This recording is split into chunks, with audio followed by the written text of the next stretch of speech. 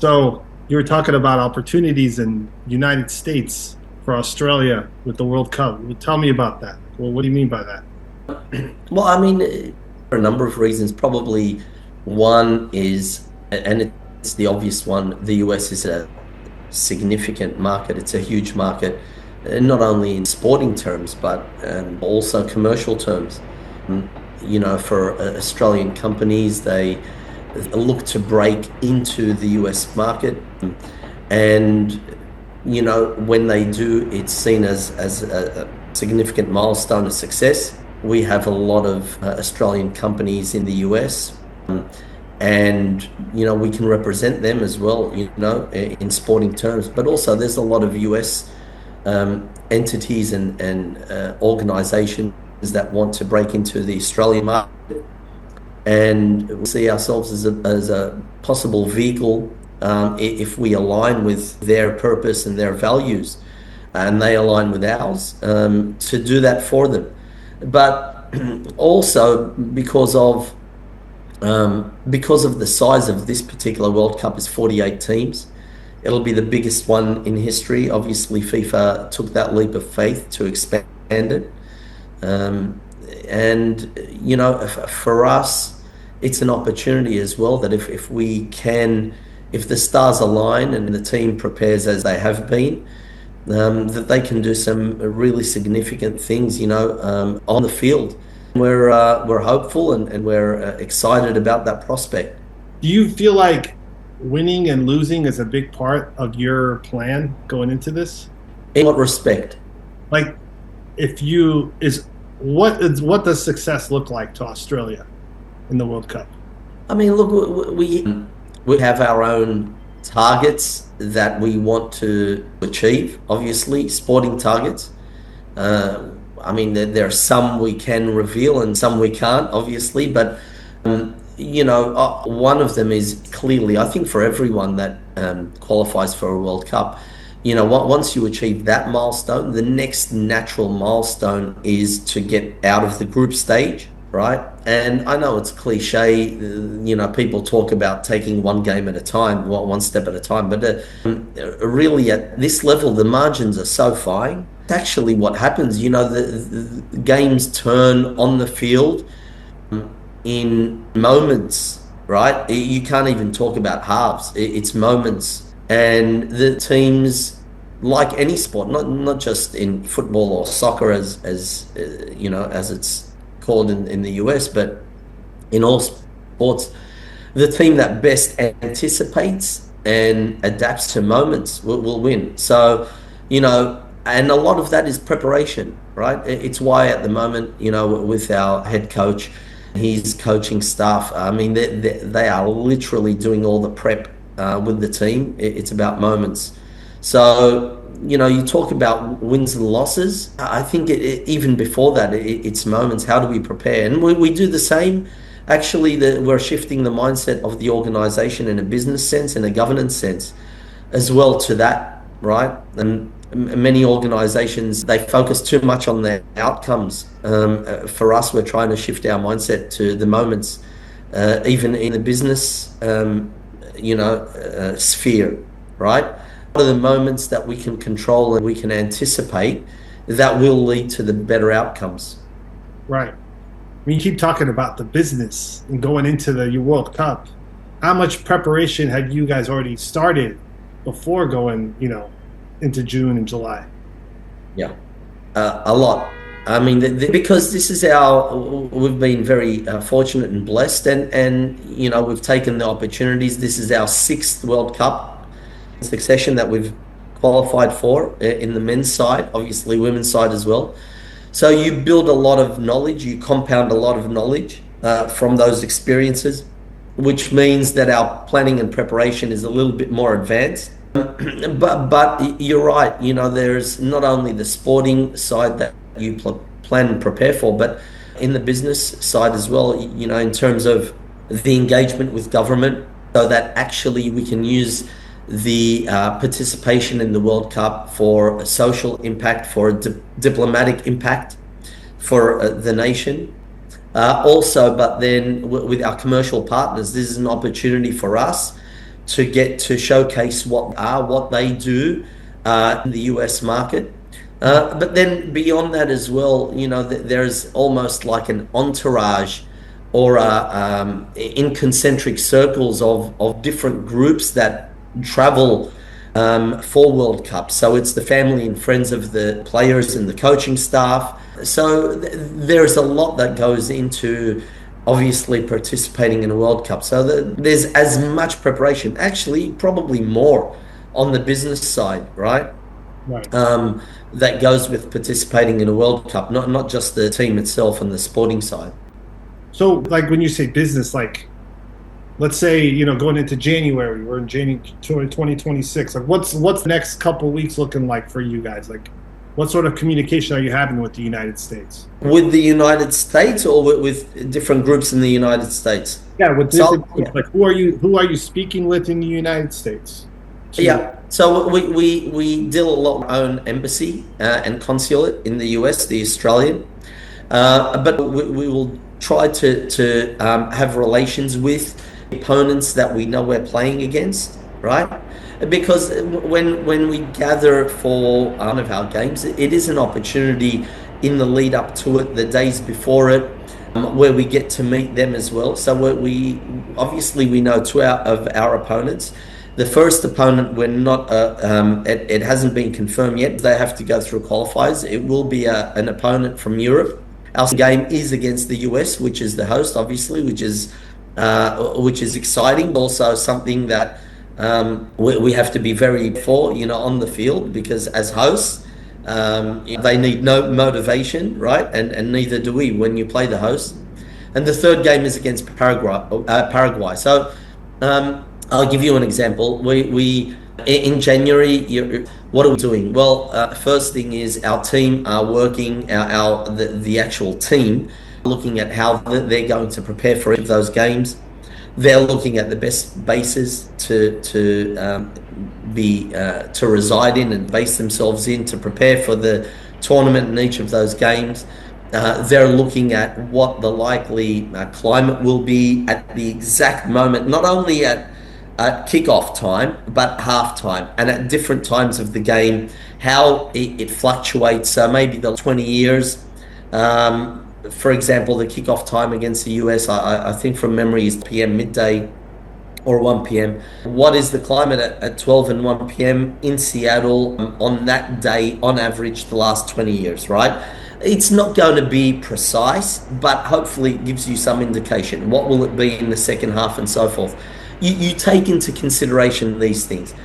But more importantly, from my aspect, because I'm obviously in my role as president and chairman, that our CEO, our management staff prepared as well, along with the rest of the board.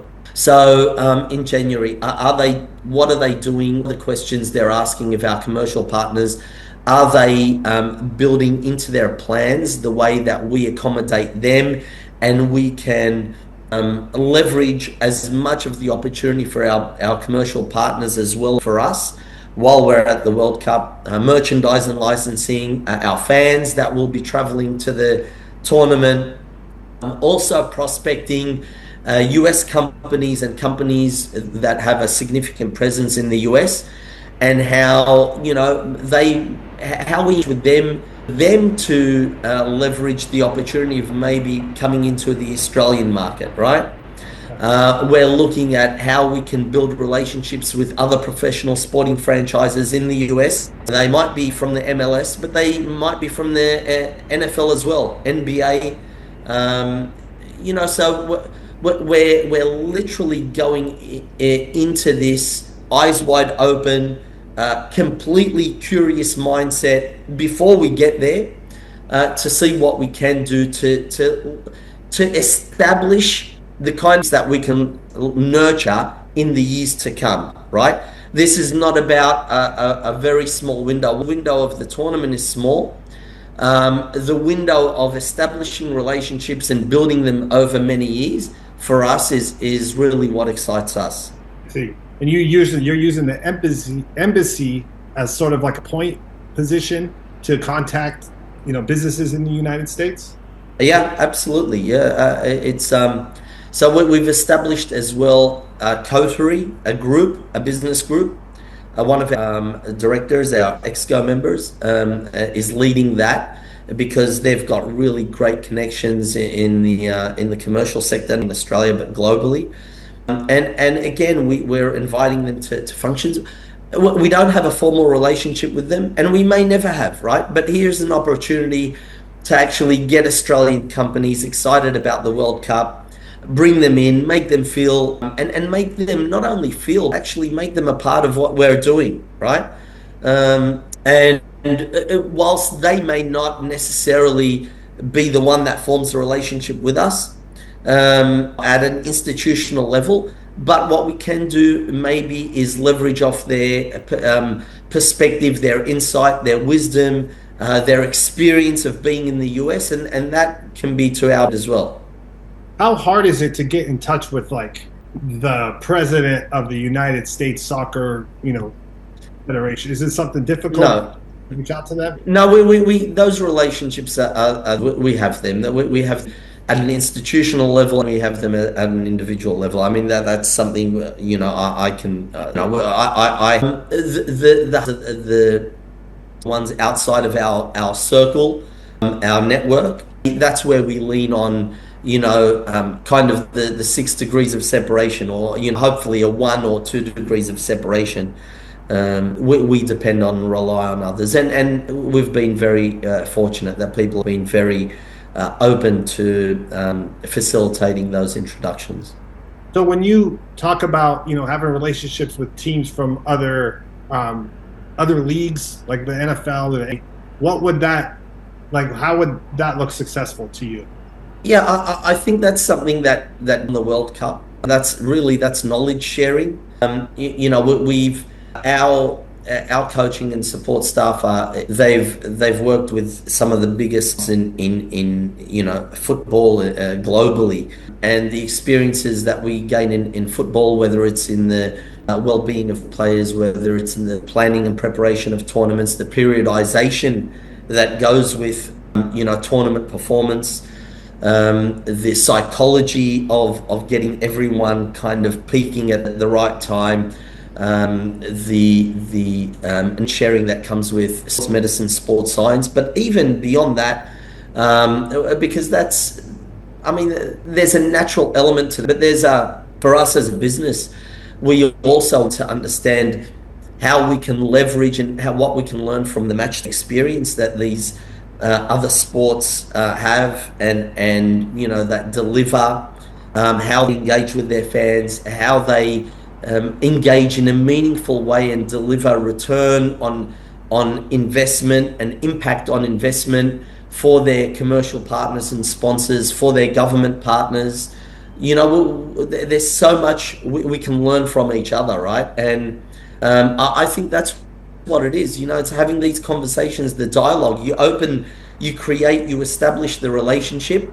You don't set an agenda, and you start, asking questions. You have that curious mindset. We go and visit their games. We did it recently. We were lucky. We were fortunate enough to go to an NBA game when we were in Washington for the World Cup draw, and we learned a lot. Right? We spoke with their coaching staff. We were fortunate enough that one of the assistant coaches of the Washington Wizards is an Australian. Is also the Boomers coach. We also, they were playing the Atlanta Hawks, and one of the players was an Australian, right? Dyson Daniels, and so we spoke to them about how they prepare for a game. We have that opportunity, and really, Ray, it's that it's having that curious mindset, that mindset you every day can learn, and from what you're only limited to is the kind of questions you ask. If you ask the right questions, you can learn a lot. Right. No, yeah, you're right about that. So you go to you go into the Cup, let's say you go to Seattle for the United States game. Can you kind of walk me through that week? When will you get there? What sort of meetings are you having? For me, in my role, probably get to Seattle. I mean, the team gets there literally. They're preparing, pretty much after the previous game. But for me, probably I get there maybe 2 or 3 days before the game. Um, the first thing I'll always do is just check in with the coach. The relationship I have, and also our CEO will is just to make sure everything's okay. Do they need anything? Are there any deficiencies or gaps? Is there anything that we had assumed before that isn't happening that we can remedy? Maybe it needs to get escalated. So that's kind of the first check-in. Typically, the teams are very well prepared. They're very methodical, very systemic, and process-driven. It's we have less concerns there. Things do arise sometimes, especially when there's so much logistics that are occurring.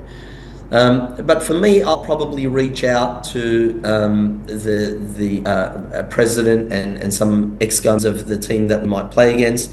We might catch up for a coffee. We'll do an exchange. Maybe we might. Like I tell you, one thing we do in Australia, leading into and every World Cup qualifier, we'll host a lunch on the day of the game or the day before with the president and the CEO, GS, and the Exco members of whoever we're playing against, even though there's stakes in the game, right? Qualifiers, but we do that. And when we go away and play away, they do the same for us. We do a banner exchange, and it's a knowledge sharing. And we talk about, what are some of the challenges they face? What are some of the emerging trends that they're facing? What are some of the things they're focused on? And we exchange ideas, we exchange the way we do things. We've learned a lot from that, right? And it might be a couple of hours, but it's during that 90 minutes of the game. Obviously, it's highly competitive, it's intense, but that we always want to create this feeling of respect for one another, whoever we're playing. Okay. Of harmony, of knowledge sharing, of being open, being dignified, of being welcoming, of respecting the other cultures. There's absence of this in this world, right? Too many times we see, countries with very ancient cultures that unfortunately are seen as backward. It's insane the way that's looked at. So, in our way, we're trying to and have a very different perspective, like to what we can do in our role to bring people together. So that really it's diplomacy for in my role for the two before the game. Is there any politics involved? No, we sorry, before I respond, in what respect? Like politics as far as, governmental politics, but just like diplomacy, as you say, is there any sort of not saying don't say the wrong thing, don't be, insensitive about certain things? I mean, that's tact. It's important in this kind to be culturally aware. It's important to be to have empathy. It's important to understand cultures. Having that cross-cultural experience. I'm fortunate. I've been to, and in many cases, in more than 120 countries, right? And I've always been curious, geography, cultures, and so forth. But for me, that's the basics, right? You typically you can't go wrong when you're asking people about themselves, about their culture, take an interest in it. And for us, we'll do that when we're with people from football, from the other federations, but we'll invite as well our corporate partners. We might host a lunch or a dinner for them leading up to the game. Our fans will meet with them, the fans that have traveled, and it's sharing the experience with them. World Cups are pretty special, so you want them expressing their enjoyment. A lot of that. It's a lot of kind of a feeling in the lead up to it. It's not really. FIFA, that they look after the referees. They appoint the referees. They do a job. They're incredibly experienced at hosting events. They do multiple global events on an annual, and they've been doing it for almost 100 years now. So the politics in the negative sense of no, there's not much of that, in the lead up to the game, and you don't want that. You don't want that distracting from what is generally what should be enjoyable in a period. Yeah. How important is it for your corporate sponsors to be intertwined with, corporate sponsorships from other countries?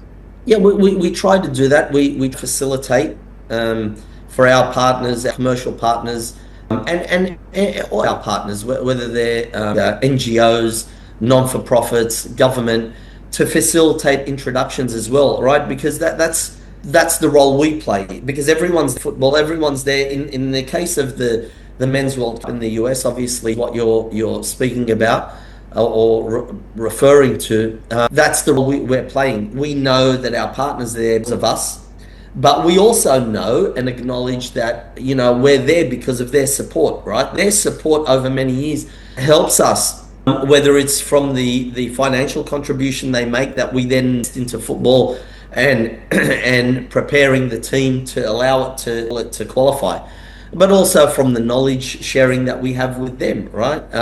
To help our business grow. We're constantly on that journey, evolution of growing as a business.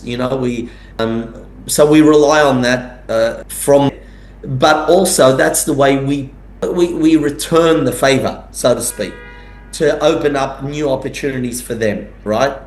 Through football.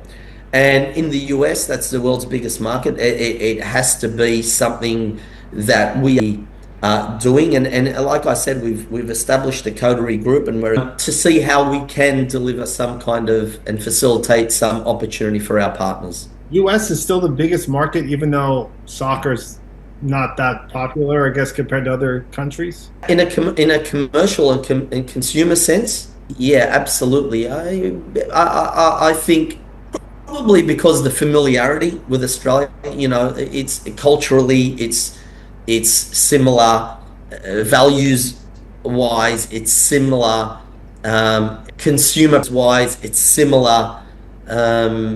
Yeah, it is. Obviously, there's huge markets in China and India, and for us in Australia, we're part of the Asian Football Confederation. We have a huge diaspora of Asian communities from West Asia all the way to East Asia, so they're significant for us as well. But we're open-minded. We see in every market. Obviously, this is a huge one for us in terms of a sporting market, and look, the reality is, and no one does sport as well as the US. I mean, there are significant football clubs around the world, especially in Europe. But when it comes to approaching sport with the same kind of governance, business, commercial approach and application as any other sector, I mean, it's a personal view for me, and no one does it like the NFL, the NBA, and really, there's so much we can learn from there, and the partners and broadcasters that deliver those products. That's interesting. Does AI, like artificial intelligence, play a big role in what you do as far as outreach? It's playing a bigger role. I'm still trying to navigate best to use it, right? So yeah, it's definitely playing a bigger role. It will play a role well into the future. It has to, right? But it will as a partner, right? It provides maybe perspective on blind spots, on gaps, on deficient information we don't have, maybe incomplete information, inaccurate information. But ultimately, there has to be human judgment, right? Always. Right. Let me backtrack a little bit. I've known you for a long time, and one thing that you told me that kind of I used to always pick your brain, about the sports business. And one thing you told me that's always stuck with me, and I've kind of stole this line from you, is to think long term in the sports business. How has that mentality helped you in your role? Yeah, yeah, I say to everyone, you've got to play the long view, right? How's that helped me? I think probably a number of ways. It changes the way you make decisions. Mhm. You know, you don't see decisions when you have a term view. I think you tend to see every decision maybe as isolated, maybe as being more significant than it needs to be. It creates a lot of unnecessary pressure. You're almost trying to swing for the fences, right? Whereas if you take a longer term view, you tend to have a little bit more patience. You understand that the indicators of a good decision happen slowly rather than very fast and immediately. You tend to make a sequence of decisions rather than just one that's we're trying to knock the ball or a home run, right? So you start seeing decisions as a sequence of things. And I think you, at least for me, the kind of information that I use and we use as an organization as a result of taking that long view is different than the kind of information and cues you look for when you've got a short-term view. Obviously, there's times you can't always, like, you want a long-term view, and it's easier to have when there's certainty, clarity, stability. Okay, and that's why it's so important, I think, to try and create stability, clarity, certainty, right? You want that so that you can play the long game. But there are instances where you're not going to have that. You have to act, you have to think fast. And probably this is where, more important than the long-term view, having a very methodical, system, process-driven support framework around the organization or the individual is really important, right? Because it's in those moments that you have to act, you have to think fast, you have to act fast. That if you have a framework, a system, and methodology you can go to, like a quarterback does, right? You know, when they snap the ball, they need to know what their options are before, as the play unfolds, right? Yeah. Sure, it's great to have the ability to improvise, but when you've got a system in place, so the system, I think, whilst it's important that you have the long view, the system creates the ability to have that patience, that tolerance, that stability, that certainty that allows a long view. But it's important. The long view is, for me, is key. You act different. You speak. There's composure. There's poise. There's calm, and that's important. That people feed off that, right? Do you feel like you've hit the top of your professional goals? I don't have professional goals, Ray. Yeah, and there's so much in my head that we can do so much better. I can do better, but we'll reveal them. All right. But yeah, but forget titles and positions, and there's a responsibility. The responsibility is what I appreciate and I enjoy, right? Mhm. And it's like all of us, like the board of directors that we have, the executive committee at that's what we like. We like the responsibility, to lead and to make change. It sounds a bit stupid. Yeah, there's that's probably the best way of expressing it. So you're saying you might come in May, or you might come before that, or what? Don't know. We have another significant tournament that we're hosting here, which is the Women's Asian Cup in March, from March 1 to March 21. So literally our focus at the moment, we work in parallel work streams, right? We've got one whole unit working completely on and dedicated to the Men's World Cup in the US. Yeah. But also another team completely working on actually hosting a significant event. It's the biggest women's event in Asian football. We're hosting it. A women's national team, obviously a very strong team as well, and they need to do well in that tournament to qualify for their World Cup in Brazil in 2027. So, our business is completely, there's multiple work streams all being worked on at the same time. It's a complex business. So before I can think about any trips to the US or anywhere else, we've got a lot of work to do, here. Man, I don't want to sound too naive about this, but like, how did you even get this role? How did you even, tell me about the conversation you had when you got this position. Like how did that? Well, it's not a position. Look, I started working in football literally when I was at uni. I used to do in the organization. Mhm. I did work experience in the organization. I completed and started working in the organization. It was my first job. I worked there for 12 years. Ended up leaving in 2007 after the 2006 World Cup.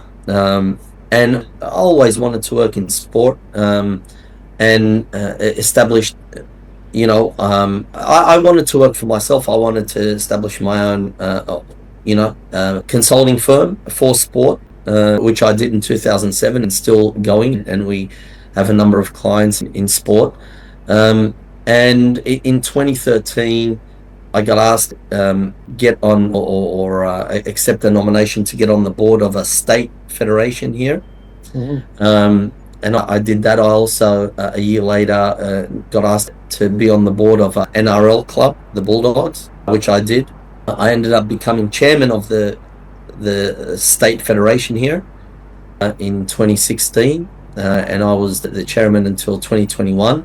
I took a couple of years away from Australian football, and then I got asked to again to consider getting on the board of the FA here.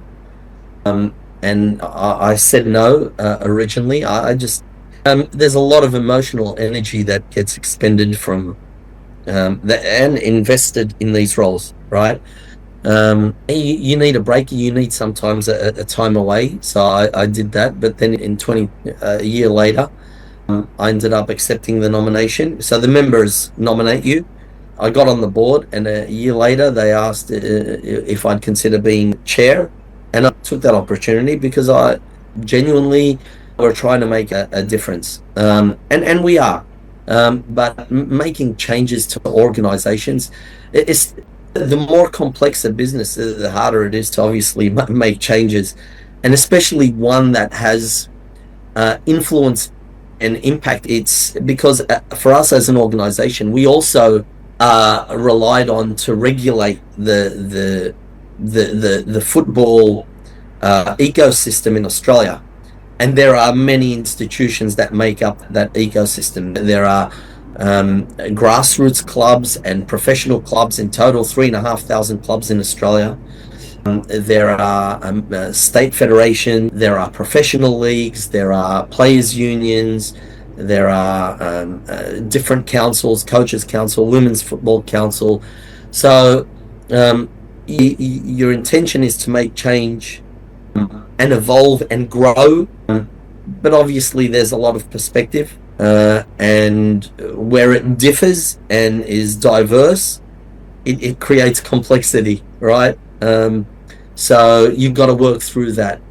And why I said yes to the opportunity, it's never something that you pursue. I have a personal principle that people who pursue these roles, you never want them in the roles, right? Because rightly or wrongly, my view is that it's probably driven by some kind of personal ambition, and for me, it should be all about serving and supporting, right? It's a completely volunteer role, by the way, right? It's a volunteer role. It's a volunteer role. Football Australia is probably the only one, I think, in any of the major sports in Australia where the board is completely volunteer, and probably anywhere most national football federations, they get paid. It's completely volunteer. So it's why all of us have obviously our own businesses or other roles. But the crazy thing is, I probably spend about, on average, a day, probably 6 to 8 hours a day on this role. I would imagine so. I think more. Yeah, sometimes more. It's minimum 6 hours, and it can be anything. Yeah. But like you say complex, it just when you start breaking it all down, 3,500 teams, players unions, women's football. It's everything. Think about that till we had this conversation. It's complex. It's dense. It's yeah. And the women's team's actually, it's in my opinion, it's one of the better teams. Yeah, absolutely. It's probably the number one sporting brand in Australia is the women's national team, the Matildas, we call them.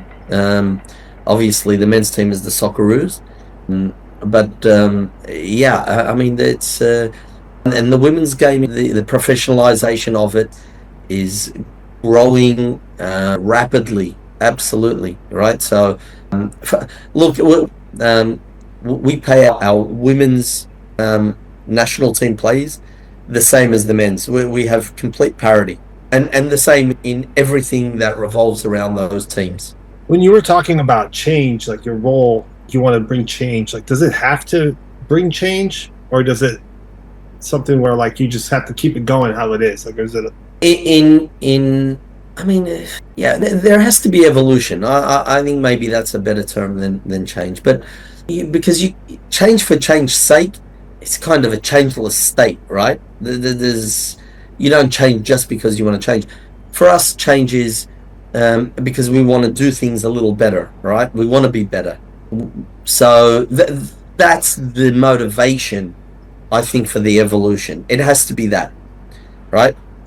If we can do something better, and we want to do it better, then it's where you ask a couple of questions, right? Do we want to be better, right? If it's yes, then what does better look like, right? You have to define that. Okay, you define that, right? Then now it becomes a question of what capability, what kind of capacity, what kind of capital do we need to be able to achieve that better, right? So that's when you start going from a philosophical view of we want to be better and operationalize it to a business sense, okay? Because that's when the capability, capacity, capital, that kind of thing comes into play, right? That's where we put the pieces to be able to do better. But that takes time, right? So that's circling back to your question, change. Maybe it's better rather than change. I'd prefer to use that. evolution? Yeah. Like you said, like going to other countries, even not just the United States. You're going to be playing Paraguay. Like, I'm sure you have some sort of conversations with them before having the game. Well, we don't talk about the game, obviously.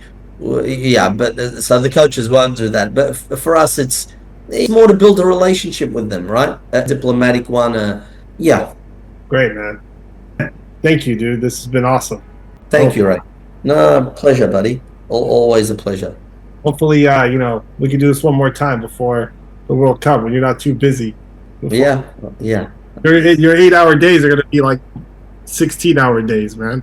Yeah, it's fine. We've got a great team. We've got a great board. We've got a great management team. We've got a great membership group. Everyone's in any kind of official capacity, volunteer capacity in Australian football puts in. It's like I said, it's complex. It's big, right? Yeah. It's a passion, you think, more than a job, right? For you? What is it? More of a passion for you? Yeah.